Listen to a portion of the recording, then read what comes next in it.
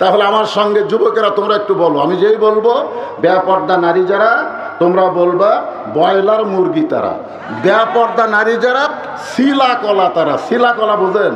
একই গাছের কলা, এক গামলায় শিলা, এক গামলায় শোঁচাওয়ালা। আপনারা বলেন তো খরিদ্দার কোন কলা কিনবে, শোঁচাওয়ালা না শিলা? তো কলাওয়ালা বলতে যে ভাই একই গাছের কলা রে, একই গাছের কলা, এই শিলাগুলা তুই নে।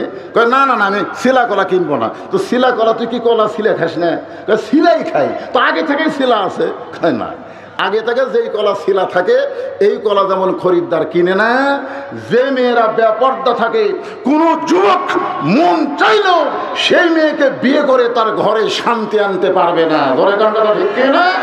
এই জন্য আমার সঙ্গে সকলে বলতে হবে, আমি যেই বলবো পর্দানিশী নারী যারা আপনারা স্বতঃস্ফূর্তভাবে বলবেন বিশ্ব সুন্দরী তারা, পর্দানিশী নারী যারা। আর যে বলবো বেপর্দা নারী যারা আপনার বলবেন বিশ্ব বেহায়া তারা, বেপর্দা নারী যারা। এখন আসর নামাজ পড়ছে, মনে করেন আসর নামাজ পড়ে জমির ধান দেখবার গেছে, জমির ধান দেখবার যায় দেখে উপর জমির পানি চলমল করতেছে, নিচে আর জমির পানি নেই। চিন্তা করতেছে উপরে এত পানি আর নিচে আমার জমি শুকনা। ও তখন চারিদিকে তাকাছে, আগে চারিদিকে তাকে দেখে কেউ নাই, দেখতেছে কেউ নাই, আস্তে করে বসে বিসমিল্লাহ কয়ে আল কাটছে। যদি এখন কি কয়া মনে করছে বিসমিল্লাহ কয়ে আল কাটলে বুঝি পাপ হবি না।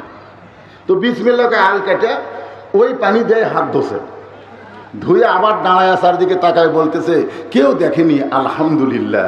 আপনারা বলেন তো এর নামাজ ভালো না খারাপ? কথা কয় না।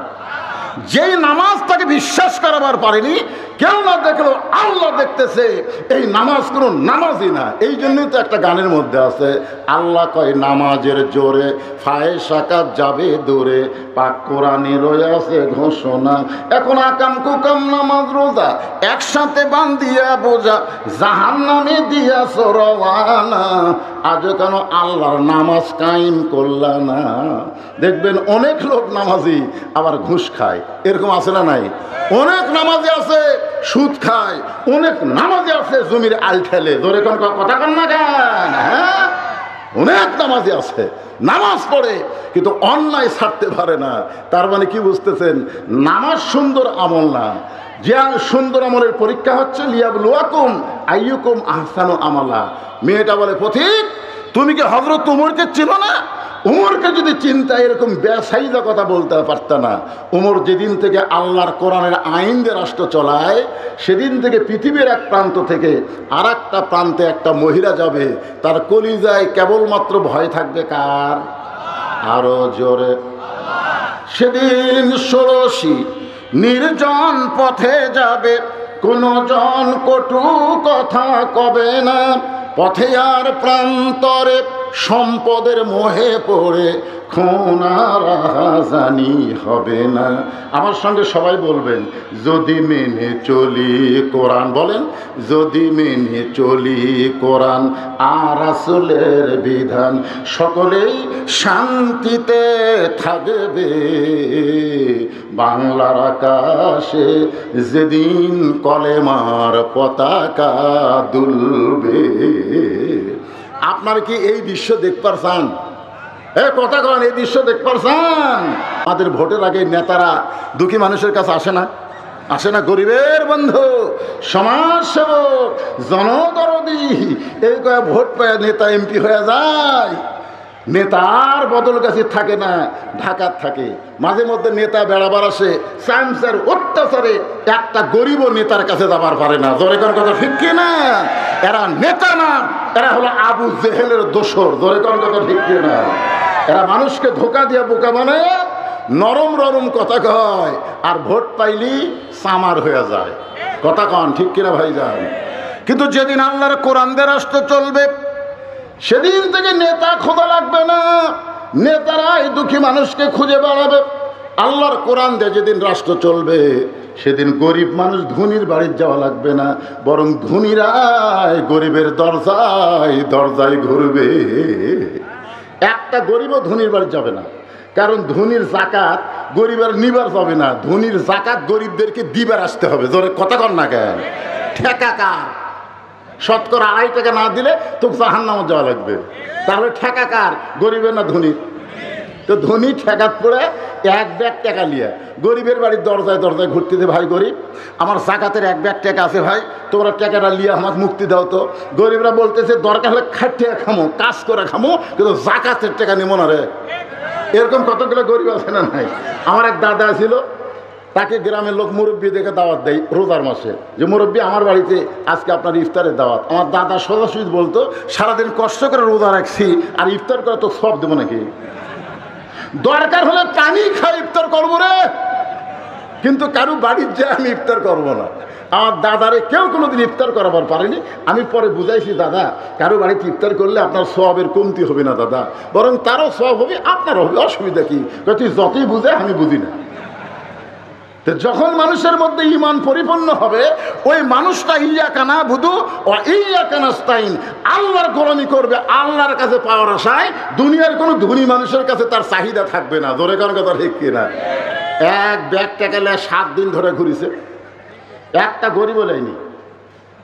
মনের দুঃখে লোকটা মরুভূমিতে গেছে, দেখি গরিব পাওয়া যায় কিনা। আর বলতেছে আল্লাহ, কোরআন দিয়ে তখন রাষ্ট্র চলবে, তখন গরিব হয় ভালো, গরিব হয় ভালো।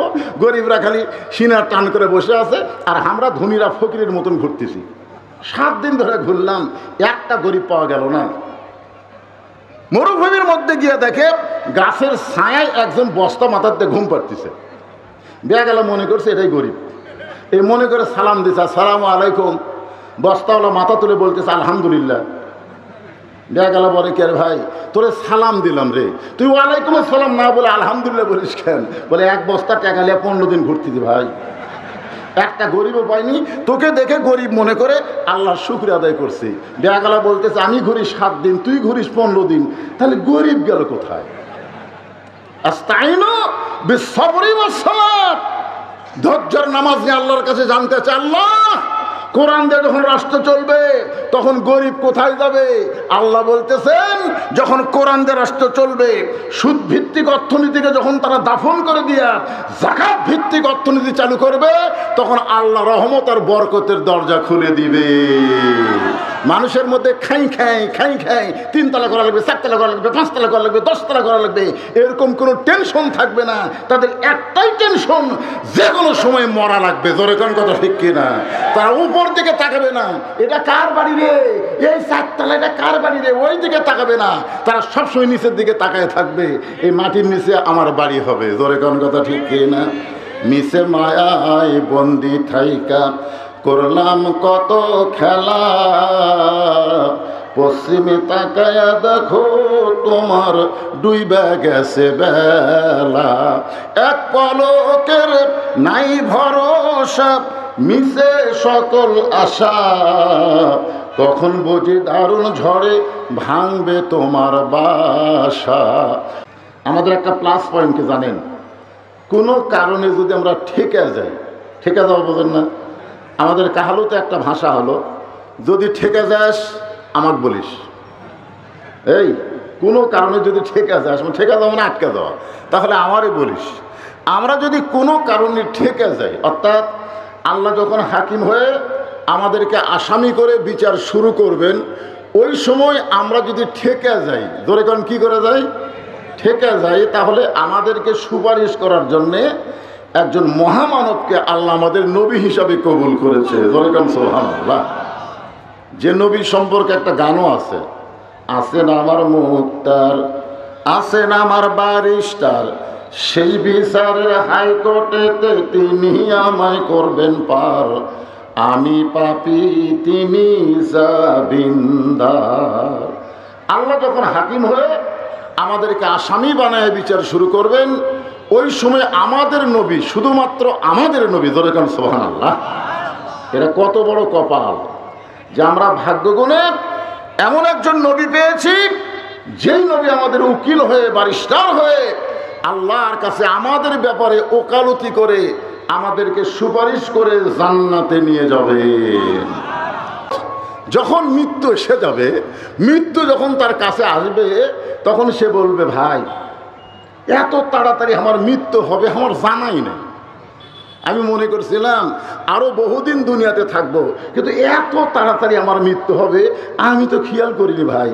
আমার যা আছে সহায় সম্পত্তি বাড়ি গাড়ি যা আছে সব তোমাকে দিয়ে দিচ্ছি, সব আজরাইল দিয়ে দিচ্ছি বা আল্লাহ দিচ্ছি।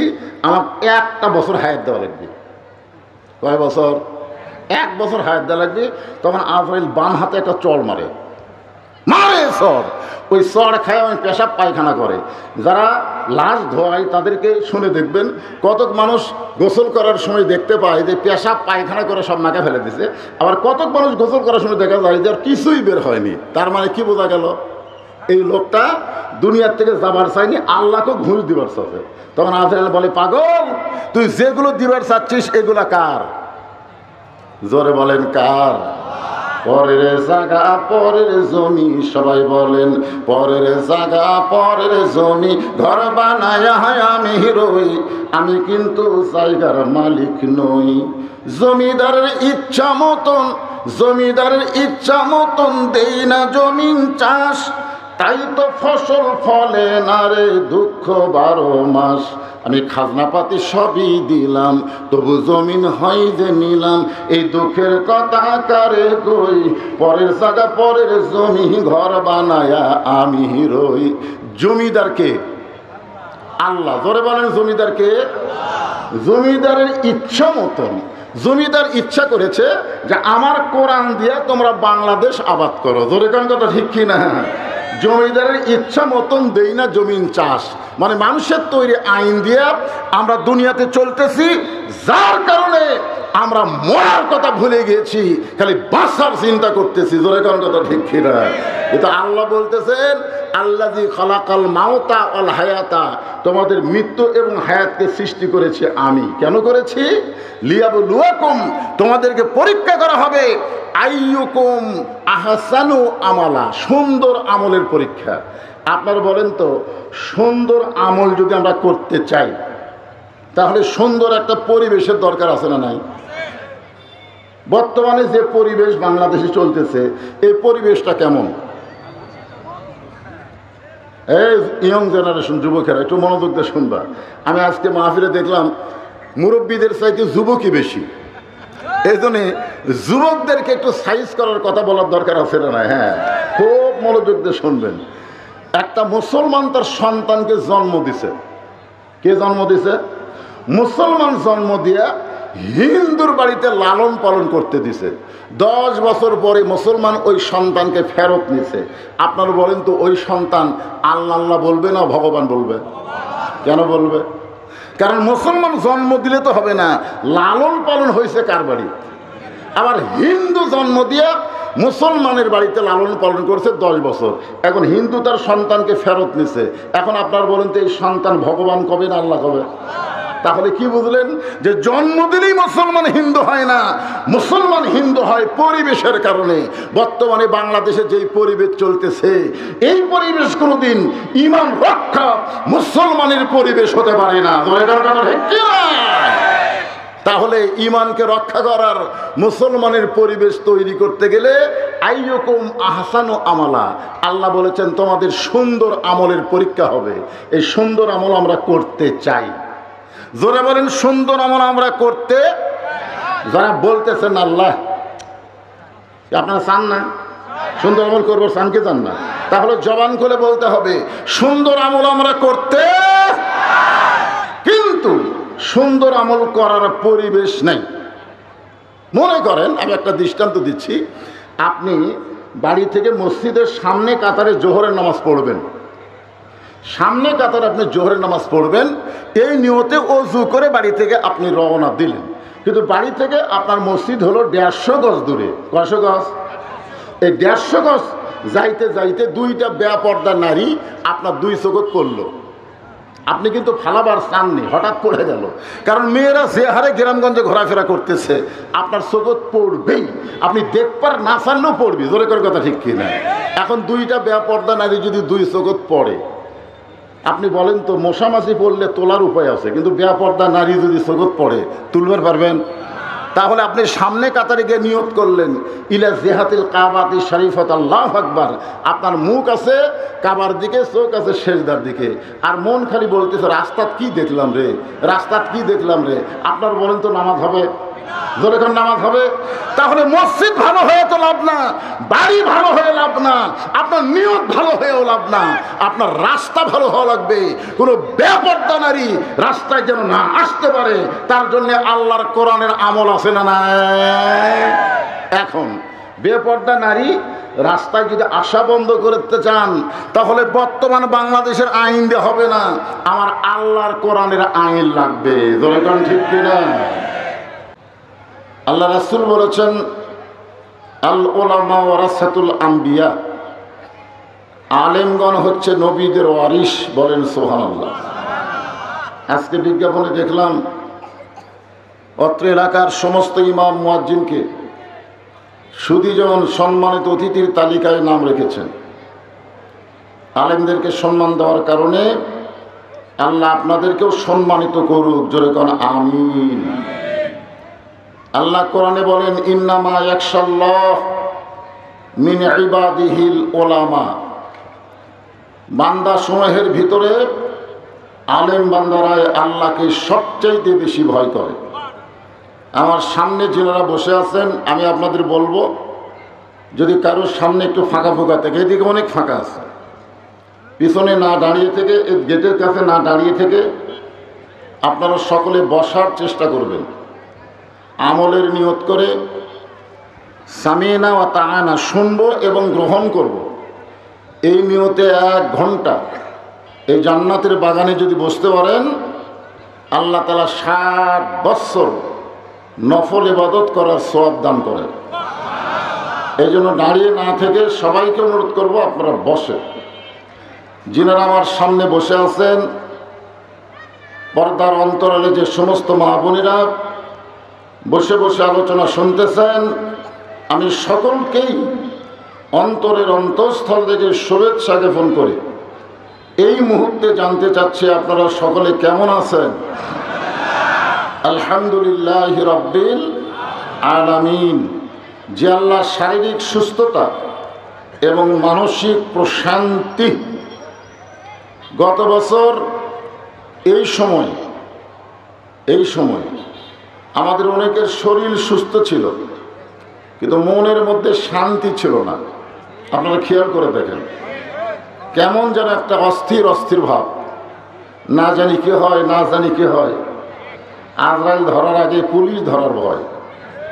হাসিনার সময় কিন্তু আজরাইল ধরবে কথা আমাকে মনেই ছিল না, খালি মনে হতো পুলিশ যেন না ধরে। এমন একটা পরিস্থিতি ছিল। সেখান থেকে 5ই আগস্টের মাধ্যমে আল্লাহ তাআলা একটা শান্তির পরিবেশ দান করেছেন। যে আল্লাহ শারীরিক সুস্থতা, মানসিক প্রশান্তি সহকার আজকের এই জান্নাতের বাগানে কবুল করলেন, আমরা সে আল্লাহর উপরে খুশি না বেজার? তাহলে জবান খুলে সমস্বরে সকলে বলবো রব্বানা লাকাল হামদ হামদান কাসীরান তাইয়িবান মুবারাক ফীহি। শোনেন, একটা ছাত্র 100-র মধ্যে যদি 99 পায়, 100 নম্বর যদি 99 পায়, তাকে বলা হয় গোল্ডেন A+। Golden A+। সে ছাত্র, ভালো ছাত্র, 100-র মধ্যে 99। আমরা এই 99 নম্বরের ভিতরে 66 অলরেডি আমরা পেয়ে গেছি। কত পাচ্ছি? আপনারা হয়তো ভাববেন হুজুর কেমনে, হিসাব করে দেখবেন। জগৎ হলো 3টে। আপনারা হিসাব করে দেখেন, এক জগতে আমরা ছিলাম, আর এক জগতে আমরা আছি, আর এক জগতে আমরা যাব। তাহলে কয়টা হলো? হ্যাঁ, খুব খেয়াল করবেন। কঠিন গরমের ভিতরে আপনারা আরামের বাড়ি, ফ্যানের বাতাস বাদ দিয়া এই যে বসে আছেন, একটু হোহা করে হিসাবটা খেয়াল করেন। তাহলে আমরা অলরেডি 66 পাচ্ছি। 99-এর মধ্যে কত পাচ্ছি? মানে 2 জগতে, 3 জগতের মধ্যে 2 জগৎ আমরা ফার্স্ট। একটা হলো রুহের জগৎ। রুহের জগতে আল্লাহ আমাদের পক্ষে থাকার কারণে দুনিয়ার জগতে আল্লাহ আমাদেরকে মুসলমানের ঘরে কবুল করেছেন। আপনারা বলেন তো, রুহের জগতে খালি আমাদের রুহ ছিল না আরো রুহ ছিল? ওই হিন্দু, বৌদ্ধ, খ্রিস্টান, ইহুদি সকলে রুহই তো রুহের জগতে ছিল, কিন্তু আল্লাহ তাআলা আমাদের রুহগুলোকে এত পছন্দ করেছেন, যার কারণে দুনিয়ার জগতে আল্লাহর পছন্দনীয় ইন্নাদ দীনা ইনদাল্লাহিল ইসলামের মধ্যে আমাদেরকে কবুল করেছেন। তাহলে দুই জগতে আমরা আল্লাহর পক্ষে, আল্লাহ আমাদের পক্ষে, জোরে কান সুবহানাল্লাহ। আর সামনে আর একটা জগৎ আছে। তাহলে 33 রুহের জগতের পাইছি, দুনিয়ার জগতেরও আমরা 33 পাইছি। এখন আখিরাতের জগতের 33 যদি এই দুনিয়াতে আমরা অর্জন করতে পারি, বিনা হিসাবে আল্লাহ আমাদেরকে জান্নাত দিয়ে দিবে, আমাদের কোনো হিসাব লাগবে না। আপনারা মনে করতেছেন যে 66 যখন পাচ্ছি তো ফার্স্ট ক্লাস নম্বর পাচ্ছি, হিসাব যদি দেওয়া লাগে কিছু দিয়ে আমরা জান্নাতে যাব। আপনারা বলেন আল্লাহর সামনে হিসাব দিয়ে জান্নাতে যাওয়ার মতন কোনো যোগ্যতা আমাদের আছে? কোনো যোগ্যতাই নেই। বরং আমরা আজকের মাহফিলের মাধ্যমে কোরআন হাদিসের আলোকে এমন কিছু আলোচনা শুনব, যে আলোচনা শোনার পরে আমল করলে বাকি 33 নম্বর অর্জন করে 99 নম্বর পাইয়ে আমরা যেন বিনা হিসাবে জান্নাত পাই। আল্লাহ যেন কবুল করে, সকলে বলে আমিন। আমাদের একটা প্লাস পয়েন্ট কি জানেন? কোনো কারণে যদি আমরা ঠেকে যাই, ঠেকে যাওয়া বোঝেন না? আমাদের কাহালুতে একটা ভাষা হলো, যদি ঠেকে যাস আমাকে বলিস। এই কোনো কারণে যদি ঠেকে যাস, ঠেকে যাওয়া মানে আটকে যাওয়া, তাহলে আমারই বলিস। আমরা যদি কোনো কারণে ঠেকে যাই, অর্থাৎ আল্লাহ যখন হাকিম হয়ে আমাদেরকে আসামি করে বিচার শুরু করবেন, ওই সময় আমরা যদি ঠেকে যাই, ধরে কারণ কী করে যাই, ঠেকে যাই, তাহলে আমাদেরকে সুপারিশ করার জন্যে একজন মহামানবকে আল্লাহ আমাদের নবী হিসাবে কবুল করেছে। ধরে কারণ সুবহানাল্লাহ। যে নবী সম্পর্কে একটা গানও আছে, আছেন আমার মুক্তার, আছেন আমার বারিস্টার, সেই বিচারের হাইকোর্টেতে তিনি আমায় করবেন পার, আমি পাপী তিনি জামিনদার। আল্লাহ যখন হাকিম হয়ে আমাদেরকে আসামি বানায় বিচার শুরু করবেন, ওই সময় আমাদের নবী, শুধুমাত্র আমাদের নবী, ধরে কারণ সুবহানাল্লাহ, এটা কত বড় কপাল যে আমরা ভাগ্যগুণে এমন একজন নবী পেয়েছি, যেই নবী আমাদের উকিল হয়ে, বারিস্টার হয়ে আল্লাহর কাছে আমাদের ব্যাপারে ওকালতি করে আমাদেরকে সুপারিশ করে জান্নাতে নিয়ে যাবে। আমাদের আর কোনো টেনশন আছে? এমন একটা বিশ্ব নবীর উম্মত হওয়ার কারণে আপনারা খুশি না বেজার? তাহলে জবান খুলে আর একবার বলি আলহামদুলিল্লাহ। আমরা আল্লাহর প্রশংসা করার কারণ হলো, এই যে কোরআনের তাফসীর শুনতে আইছেন, আপনারা সত্যি করে বলেন তো, এই কোরআনের মধ্যে কোনো সন্দেহ আছে? আপনার কি কোরআন কোনোদিন হাত দিয়ে সবাই ধরছেন? সবাই কিন্তু এখানে যত মানুষ কোরআন আলোচনা শুনতে আইছে সবাইকে এটা ধরছেন? এটা ধরবার গেলেও কিন্তু ঠেলা আছে। মন চাইলেই কিন্তু কোরআন শরীফ ধরা যায় না, এটা ধরতে গেলে পবিত্র হয়ে ধরা লাগে। এ কথা আল্লাহ বলেছেন, লা ইয়ামাসসুহু ইল্লাল মুতাহহারুন। ততক্ষণ পর্যন্ত তুমি কোরআন শরীফ স্পর্শই করতে পারবা না যতক্ষণ পর্যন্ত তুমি পবিত্র না হবে। এখন চিন্তা করেন, যেই কোরআন ধরতে গেলে পবিত্র হওয়া লাগে, সেই কোরআনটা কেমন কিতাব? জালিকাল কিতাব লা রাইবা ফিহ। আল্লাহ বলেছেন কেমন কিতাব? এমন কিতাব যে কিতাবের মধ্যে কোনো সন্দেহ নাই, কোনো ধোঁকা, কোনো গোঁজামিল।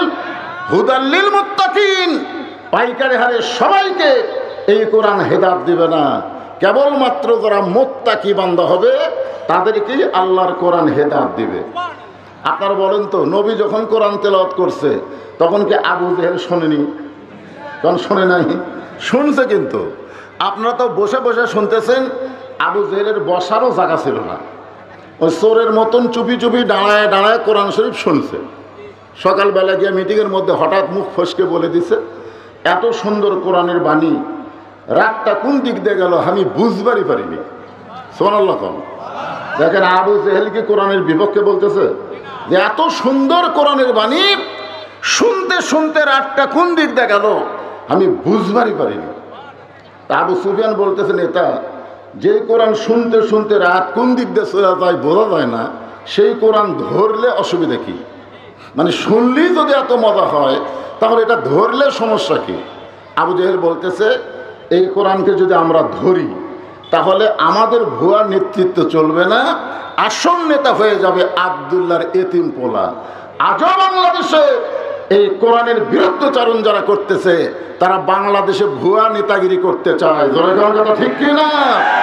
আবু জেহেলের দোসর যারা এই কোরআনের বিরুদ্ধচারণ করবে তারা, আর আবু বকরের পক্ষে যারা কোরআন নিয়ে চলবে তারা দরকারের জীবনের বিনিময় হলেও এই বাংলার জমিনে আল্লাহর কোরআনের বিজয় চাবে। কথা ঠিক?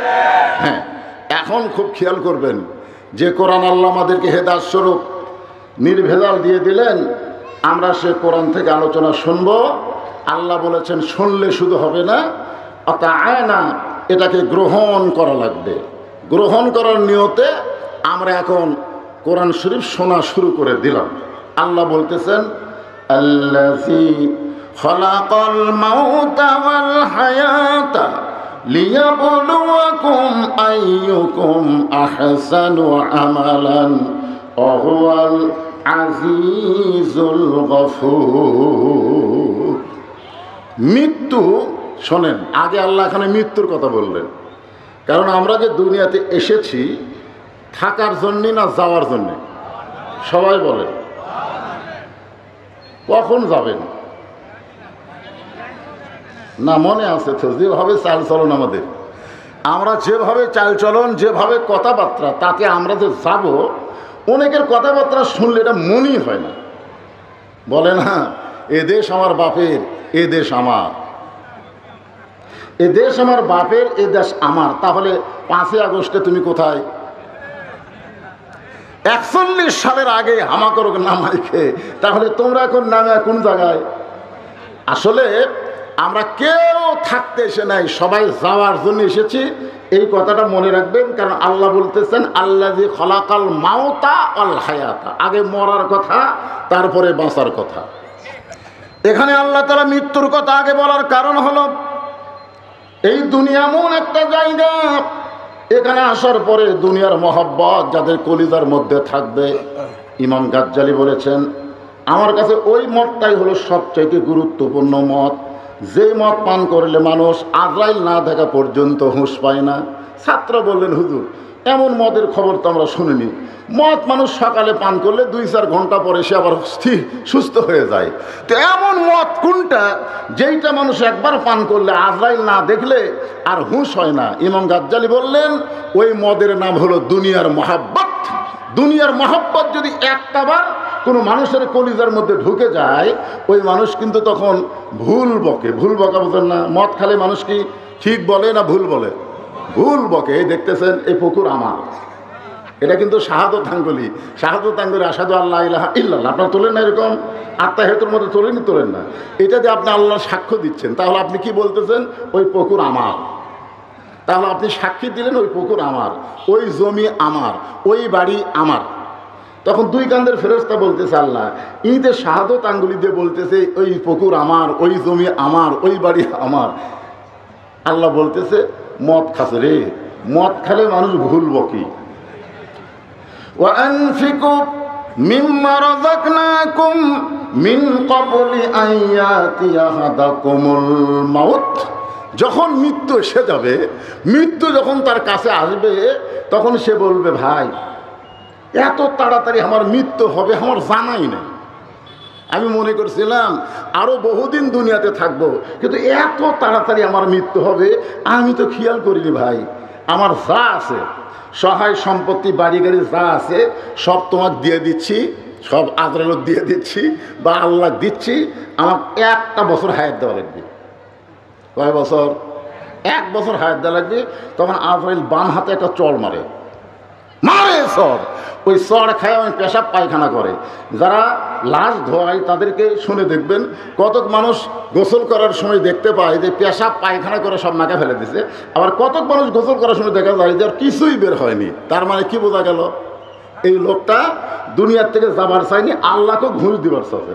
তখন আজরাইল বলে পাগল, তুই যেগুলো দিবার চাচ্ছিস এগুলা কার? জোরে বলেন কার? পরের জায়গা পরের জমি, সবাই বলেন পরের জায়গা পরের জমি, ঘর বানায় আমি রই, আমি কিন্তু জায়গার মালিক নই। জমিদারের ইচ্ছা মতন, জমিদারের ইচ্ছা মতন দেই না জমিন চাষ, তাই তো ফসল ফলে না রে দুঃখ 12 মাস। আমি খাজনাপাতি সবই দিলাম, তবু জমিন হয় যে নিলাম, এই দুঃখের কথা কারে কই, পরের জায়গা পরের জমি, ঘর বানায়া আমি রই। জমিদারকে আল্লাহ, জোরে বলেন জমিদারকে? জমিদারের ইচ্ছা মতন, জমিদার ইচ্ছা করেছে যে আমার কোরআন দিয়া তোমরা বাংলাদেশ আবাদ করো। জোরে কোন কথা ঠিক কি না? জমিদারের ইচ্ছা মতন দেই না জমিন চাষ, মানে মানুষের তৈরি আইন দিয়ে আমরা দুনিয়াতে চলতেছি, যার কারণে আমরা মরার কথা ভুলে গেছি, খালি বাঁচার চিন্তা করতেছি। জোরে কোন কথা ঠিক কি না? এটা আল্লাহ বলতেছেন, আল্লাযী খালাকাল মাউতা ওয়াল হায়াতা, তোমাদের মৃত্যু এবং হায়াতকে সৃষ্টি করেছে আমি। কেন করেছি? লিয়াবলুয়াকুম, তোমাদেরকে পরীক্ষা করা হবে, আইয়ুকুম আহসানু আমালা, সুন্দর আমলের পরীক্ষা। আপনারা বলেন তো, সুন্দর আমল যদি আমরা করতে চাই তাহলে সুন্দর একটা পরিবেশের দরকার আছে না নাই? বর্তমানে যে পরিবেশ বাংলাদেশে চলতেছে, এই পরিবেশটা কেমন? এই ইয়ং জেনারেশন, যুবকেরা একটু মনোযোগ দিয়ে শুনবা। আমি আজকে মাহফিলে দেখলাম মুরব্বীদের চাইতে যুবকই বেশি, এই জন্যে যুবকদেরকে একটু সাইজ করার কথা বলার দরকার আছে না? হ্যাঁ, খুব মনোযোগ দিয়ে শুনবেন। একটা মুসলমান তার সন্তানকে জন্ম দিছে। কে জন্ম দিছে? মুসলমান জন্ম দিয়া হিন্দুর বাড়িতে লালন পালন করতে দিছে। 10 বছর পরে মুসলমান ওই সন্তানকে ফেরত নিছে। আপনারা বলেন তো, ওই সন্তান আল্লাহ আল্লাহ বলবে না ভগবান বলবে? কেন বলবে? কারণ মুসলমান জন্ম দিলে তো হবে না, লালন পালন হয়েছে কার বাড়ি? আবার হিন্দু জন্ম দিয়া মুসলমানের বাড়িতে লালন পালন করছে 10 বছর, এখন হিন্দু তার সন্তানকে ফেরত নিছে। এখন আপনার বলেন তো, এই সন্তান ভগবান কবে না আল্লাহ কবে? তাহলে কি বুঝলেন? যে জন্ম দিলেই মুসলমান হিন্দু হয় না, মুসলমান হিন্দু হয় পরিবেশের কারণে। বর্তমানে বাংলাদেশে যেই পরিবেশ চলতেছে, এই পরিবেশ কোনোদিন ঈমান রক্ষা মুসলমানের পরিবেশ হতে পারে না। তাহলে ঈমানকে রক্ষা করার, মুসলমানের পরিবেশ তৈরি করতে গেলে আইয়ুকুম আহসানু আমালা, আল্লাহ বলেছেন তোমাদের সুন্দর আমলের পরীক্ষা হবে। এই সুন্দর আমল আমরা করতে চাই। জোরে বলেন সুন্দর আমল আমরা করতে। যারা বলতেছেন আল্লাহ, আপনারা চান না সুন্দর আমল করবো, চান কি চান না? তাহলে জবান খুলে বলতে হবে সুন্দর আমল আমরা করতে, কিন্তু সুন্দর আমল করার পরিবেশ নেই। মনে করেন, আমি একটা দৃষ্টান্ত দিচ্ছি, আপনি বাড়ি থেকে মসজিদের সামনে কাতারে জোহরের নামাজ পড়বেন, সামনে কাতারে আপনি জোহরের নামাজ পড়বেন, এই নিয়তে ওযু করে বাড়ি থেকে আপনি রওনা দিলেন। কিন্তু বাড়ি থেকে আপনার মসজিদ হলো 150 গজ দূরে। কয়শো গজ? এই 150 গজ যাইতে যাইতে দুইটা বেপর্দা নারী আপনার 2 চোখত পড়লো। আপনি কিন্তু ফালাবার চাননি, হঠাৎ পড়ে গেল। কারণ মেয়েরা যে হারে গ্রামগঞ্জে ঘোরাফেরা করতেছে, আপনার চোখত পড়বেই, আপনি দেখবার না চানলেও পড়বি। জোরে করে কথা ঠিক কিনা? এখন দুইটা বেপর্দা নারী যদি 2 চোখত পড়ে, আপনি বলেন তো, মশামাছি পড়লে তোলার উপায় আছে, কিন্তু বেপর্দা নারী যদি চোখত পড়ে তুলবার পারবেন? তাহলে আপনি সামনে কাতারে গিয়ে নিয়ত করলেন, ইলা জিহাতিল কাবাতি শরীফাত, আল্লাহু আকবার। আপনার মুখ আছে কাবার দিকে, চোখ আছে সেজদার দিকে, আর মন খালি বলতেছে রাস্তাত কি দেখলাম রে, রাস্তাত কি দেখলাম রে। আপনার বলেন তো নামাজ হবে? যখন নামাজ হবে, তাহলে মসজিদ ভালো হয়ে তো লাভ না, বাড়ি ভালো হয়ে লাভ না, আপনার নিয়ত ভালো হয়েও লাভ না, আপনার রাস্তা ভালো হওয়া লাগবে। কোনো বেপর্দা নারী রাস্তায় যেন না আসতে পারে, তার জন্য আল্লাহর কোরআনের আমল আছে না নাই? এখন বেপর্দা নারী রাস্তায় যদি আসা বন্ধ করতে চান, তাহলে বর্তমান বাংলাদেশের আইন দিয়ে হবে না, আমার আল্লাহর কোরআনের আইন লাগবে। ঠিক কিনা? আল্লাহ কোরআনে বললেন, অকরনা ফি বুয়ুতিকুন্না ওয়ালা তাবাররাজনা তাবাররুজাল জাহিলিয়াতিল উলা। আল্লাহর আইন কেমন এইটা বোঝানোর জন্য বলতেছি। আইয়ুকুম আহসানু আমালা, খুব খেয়াল করবেন। অর্ধ পৃথিবীর খলিফা হজরত উমর, নাম শুনছেন তো আপনারা? বাংলাদেশের মতন ৯৬টা দেশের খলিফা হজরত উমর।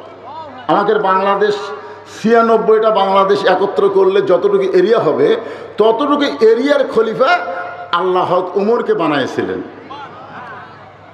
হযরত উমর যখন অর্ধ পৃথিবীর খলিফা, ওই সময় আল্লাহর আইন পর্দা। আল্লাহর আইন পর্দা নিজের চোখে দেখার জন্যে তিনি ছদ্মবেশে মদিনার অলি গলি ঘুরতেছেন। কি দেখার জন্যে? পর্দা। পর্দা ধরে কারণ কি দেখার জন্যে? পর্দা দেখার জন্যে। হঠাৎ হযরত উমর দেখতে পায় দুই পাহাড়ের মাঝখানে একটা গিরিপথ। ওই গিরিপথ দিয়ে একটা সুন্দরী মেয়ে ধীর গতিতে হেঁটে হেঁটে আসতেছে। হঠাৎ হযরত উমর দেখতে পায় দুই পাহাড়ের মাঝখানে একটা কি পথ? গিরিপথ। গিরিপথ মানে সরু পথ। ওই সরু পথ দিয়ে একটা সুন্দরী মেয়ে ধীর গতিতে হেঁটে হেঁটে আসতেছে।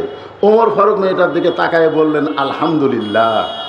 এখন হয়তো আপনারা বলবেন হুজুর সুন্দরী মেয়ে হলে কি তাকান যাবে? ওমর ফারুক যে তাকালেন, ওমর ফারুক যে মেয়েটাকে সুন্দরী বলতেছে সেই মেয়েটার চেহারা সুরত দেখে সুন্দরী বলতেছে না, ওই মেয়েটার আপাদ মস্তক আল্লাহর আইন পর্দা। আর যে সমস্ত মেয়েরা পর্দার মধ্যে থাকে ওই সমস্ত মেয়েরাই হলো সুন্দরী মেয়ে। ধরে কোন কথা ঠিক কিনা? এই জন্য আমার ওয়াজ আপনারা শুনেছেন, পর্দানিশী নারী যারা বিশ্ব সুন্দরী তারা। আজকে আপনাদের চাইতে মা বোনেরা বেশি হয়েছে, এজন্য মা বোনদের পর্দার একটু ওয়াজ করার দরকার আছে না নাই? আপনাদেরও ওয়াজ হবে ইনশাল্লাহ।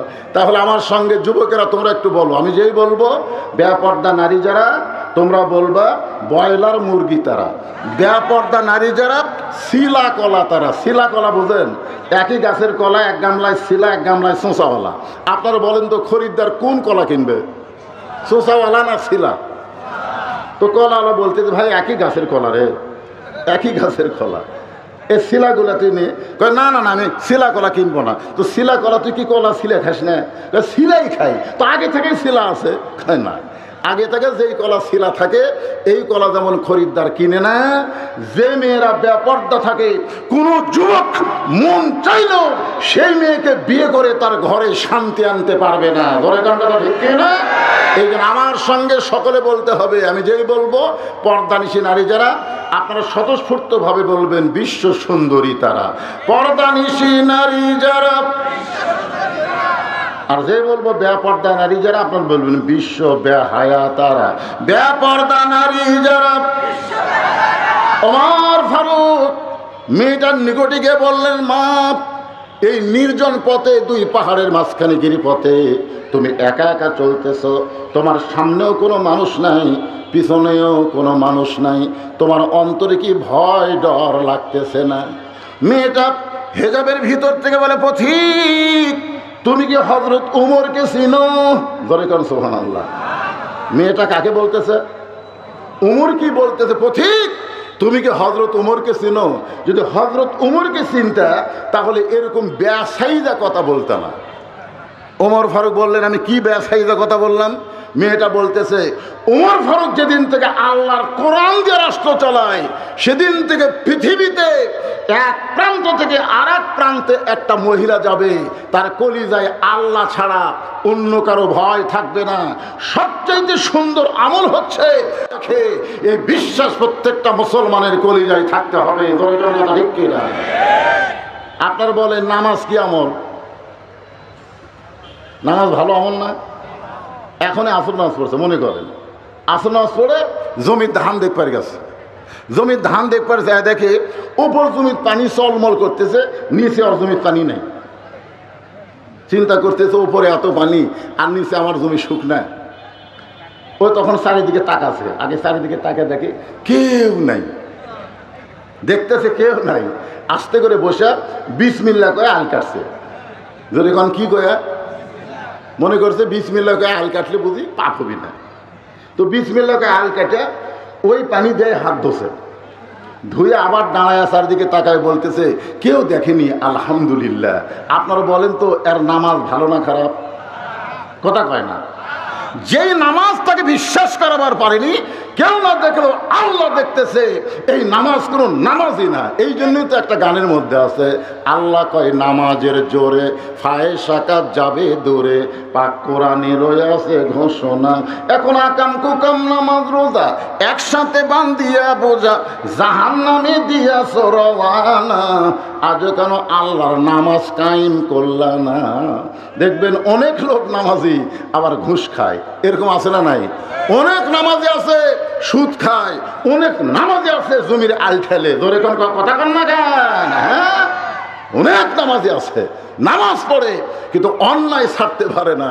তার মানে কি বুঝতেছেন? নামাজ সুন্দর আমল না।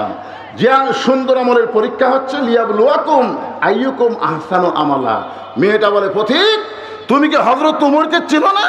উমরকে যদি চিন্তা এরকম বেসাইজা কথা বলতে পারত না। উমর যেদিন থেকে আল্লাহর কোরআনের আইন দিয়ে রাষ্ট্র চলায়, সেদিন থেকে পৃথিবীর এক প্রান্ত থেকে আর একটা প্রান্তে একটা মহিলা যাবে, তার কলিজায় কেবলমাত্র ভয় থাকবে কার?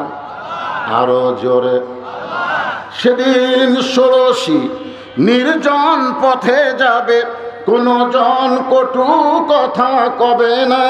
পথে আর প্রান্তরে সম্পদের মোহে পড়ে খুন আর রাহাজানি হবে না। আমার সঙ্গে সবাই বলবেন, যদি মেনে চলি কোরআন। বলেন, যদি মেনে চলি কোরআন আর রাসূলের বিধান, সকলেই শান্তিতে থাকবে বাংলার আকাশে যেদিন কলেমার পতাকা দুলবে। আপনারা কি এই দৃশ্য দেখতে চান? কথা কন, এই দৃশ্য দেখতে চান?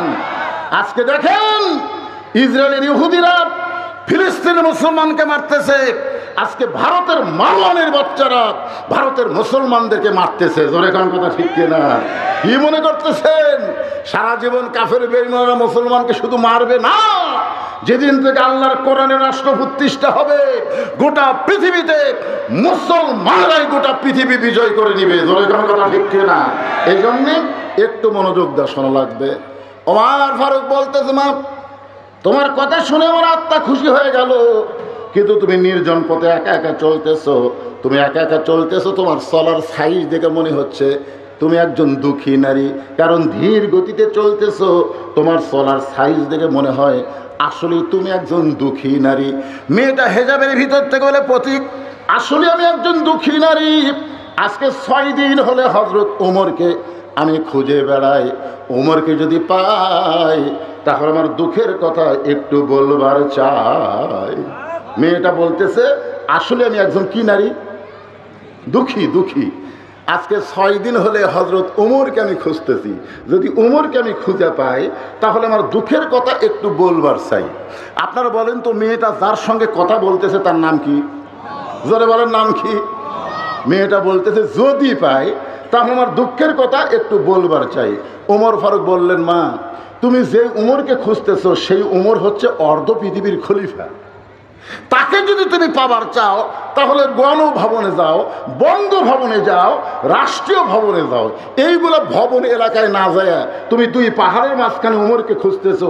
উমরকে উঠ দুম্বা যে 2 পাহাড়ের মাঝখানে তুমি উমরকে পাবা? মেয়েটা বলে, পথিক তোমার ভিতরে যদি আল্লাহর কোরআন থাকতো তাহলে এরকম বাজে কথা বলার সাহস তোমার হতো না। তুমি জানো আল্লাহর কোরআন দিয়ে যেদিন থেকে রাষ্ট্র চলবে সেদিন থেকে নেতা খোঁজা লাগবে না, নেতারাই দুঃখী মানুষকে খুঁজে বেড়াবে। আমার ইমান বলতেছে 6 দিনের মধ্যে উমরকে পাইনি, আর 1-8 দিনের ভিতরেই হযরত উমরকে আমি পেয়ে যাব ইনশাআল্লাহ। মেয়েটা কি বলতেছে? যেদিন থেকে আল্লাহর কোরআন দিয়ে রাষ্ট্র চলবে সেদিন থেকে নেতারাই দুঃখী মানুষকে খুঁজবে। আমাদের ভোটের আগে নেতারা দুঃখী মানুষের কাছে আসে না? আসে না? গরিবের বন্ধু, সমাজসেবক, জনদরদি, এই কয়ে ভোট পায় নেতা এমপি হয়ে যায়। নেতার বদল গাছি থাকে না, ঢাকার থাকে। মাঝে মধ্যে নেতা বেড়াবার আসে, সায়েন্সের অত্যাচারে একটা গরিবও নেতার কাছে যাবার পারে না। জোরে কোন কথা ঠিক কি না? এরা নেতা না, এরা হলো আবু জেহেলের দোসর। জোরে কোন কথা ঠিক কি না? এরা মানুষকে ধোকা দিয়ে বোকা বানায়, নরম নরম কথা কয়, আর ভোট পাইলি সামার হয়ে যায়। কথা কন ঠিক কিনা ভাইজান? কিন্তু যেদিন আল্লাহর কোরআন দিয়ে রাষ্ট্র চলবে, সেদিন থেকে নেতা খোঁজা লাগবে না, নেতারাই দুঃখী মানুষকে খুঁজে বেড়াবে। আল্লাহর কোরআন দিয়ে যেদিন রাষ্ট্র চলবে, সেদিন গরিব মানুষ ধনীর বাড়ি যাওয়া লাগবে না, বরং ধনীরাই গরিবের দরজায় দরজায় ঘুরবে। একটা গরিবও ধনীর বাড়ি যাবে না, কারণ ধনীর জাকাত গরিবের নিবার যাবে না, ধনীর জাকাত গরিবদেরকে দিবার আসতে হবে। জোরে কথা কর না কেন? ঠেকা কার?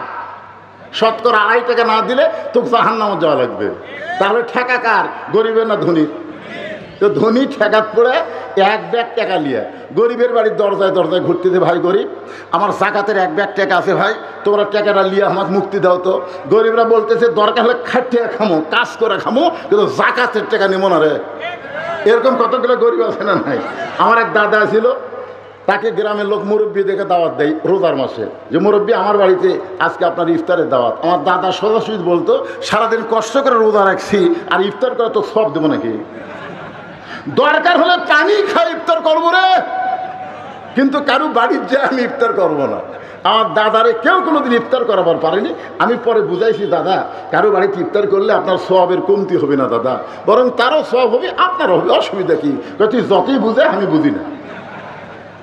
যখন মানুষের মধ্যে ঈমান পরিপূর্ণ হবে, ওই মানুষটা ইয়াকা নাবুদু ওয়া ইয়াকা নাস্তাইন, আল্লাহর গোলামি করবে, আল্লাহর কাছে পাওয়ার আশায়। দুনিয়ার কোনো ধনী মানুষের কাছে তার চাহিদা থাকবে না। জোরে কারণ কথা ঠিক কিনা? 1 ব্যাগ টাকা 7 দিন ধরে ঘুরিছে, একটা গরিব লাইনি। মনের দুঃখে লোকটা মরুভূমিতে গেছে, দেখি গরিব পাওয়া যায় কিনা। আর বলতেছে আল্লাহ কোরআন দিয়ে যখন রাষ্ট্র চলবে তখন গরিব হয় ভালো, গরিব হয় ভালো। গরিবরা খালি সিনার টান করে বসে আছে, আর আমরা ধনীরা ফকিরের মতন ঘুরতেছি। 7 দিন ধরে ঘুরলাম, একটা গরিব পাওয়া গেল না। মরুভূমির মধ্যে গিয়ে দেখে গাছের ছায়ায় একজন বস্তা মাথাতে ঘুম পাড়তেছে। বেয়া গেল, মনে করছে এটাই গরিব।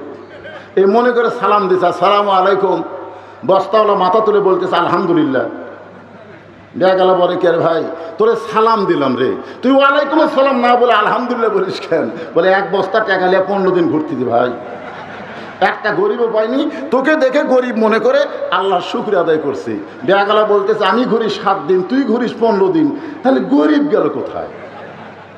আস্তাইনু বিসসবরি ওয়াস সালাত, ধৈর্যের নামাজ নিয়ে আল্লাহর কাছে জানতে চাই, আল্লাহ কোরআন দিয়ে যখন রাষ্ট্র চলবে তখন গরিব কোথায় যাবে? আল্লাহ বলতেছেন যখন কোরআন দিয়ে রাষ্ট্র চলবে, সুদ ভিত্তিক অর্থনীতিকে যখন তারা দাফন করে দিয়া যাকাত ভিত্তিক অর্থনীতি চালু করবে, তখন আল্লাহ রহমত আর বরকতের দরজা খুলে দিবে। মানুষের মধ্যে খাই খাই খাই খাই 3 তলা করা লাগবে, 4 তলা করা লাগবে, 5 তলা করা লাগবে, 10 তলা করা লাগবে, এরকম কোনো টেনশন থাকবে না। তাদের একটাই টেনশন, যে কোনো সময় মরা লাগবে। জোরে কোন কথা ঠিক কিনা? তারা উপর দিকে তাকাবে না, এটা কার বাড়ি রে, এই 4 তলা এটা কার বাড়ি রে, ওই দিকে তাকাবে না।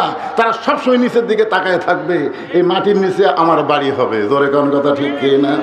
মিশে মায়ায় বন্দি থাইকা করলাম কত খেলা, পশ্চিমে তাকায়া দেখো তোমার ডুইবা গেছে বেলা, এক পলকের নাই ভরসা মিশে সকল আশা, তখন বুঝি দারুণ ঝড়ে ভাঙবে তোমার বাসা।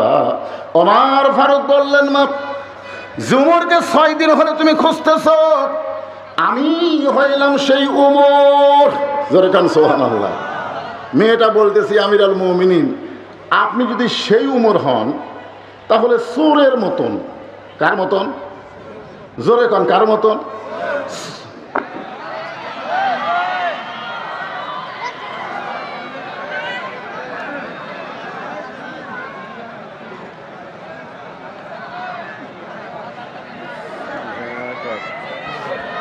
আছে জেনারেটর চালু আছে, এ হইচই করেন না, জেনারেটর চালু হয়ে গেছে। দেখুন